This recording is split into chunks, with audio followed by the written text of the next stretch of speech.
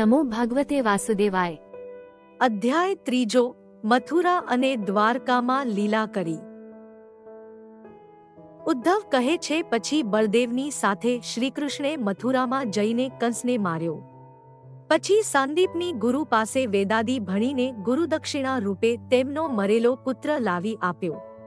રૂકમિણીને પરણ્યા। 7 આખલાઓને નાથીને નગ્નજીત રાજાની પુત્રીને પરણ્યા। સત્યભામાને માટે ઇન્દ્રને જીતીને પારિજાત લાવ્યા। ભૌમાસુરે રાખેલી રાજકન્યાઓને પરણ્યા। સર્વ સ્ત્રીઓમાં 10 પુત્રો ઉત્પન્ન કર્યા। પછી કાળવન અને જરાસંધાદીને માર્યા। કુરુક્ષેત્રમાં કેટલાક દુષ્ટ વીરપુરુષોનો નાશ કરીને પૃથ્વીનો ભાર ઉતાર્યો। પછી યુધિષ્ઠિર પાસે 3 અશ્વમેધ યજ્ઞો કરાવ્યા। પછી ભગવાન દ્વારિકામાં રહીને પોતે નિઃસંગ છે છતાં વિષયોને સ્વીકારતા હતા।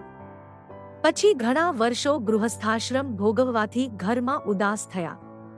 એક વખતે યાદવોએ રમતા રમતા મુનિઓને ગુસ્સે કર્યા, તેથી યદુકુળનો નાશ થવાનો શાપ આપ્યો। પછી શાપને નિવારવા માટે યાદવોએ પ્રભાસમાં જઈને દેવ, ઋષિ અને પિતૃઓને તૃપ્ત કરીને વિપ્રોને દાન આપ્યું। ત્રીજા સ્કંધનો ત્રીજો અધ્યાય સંપૂર્ણ।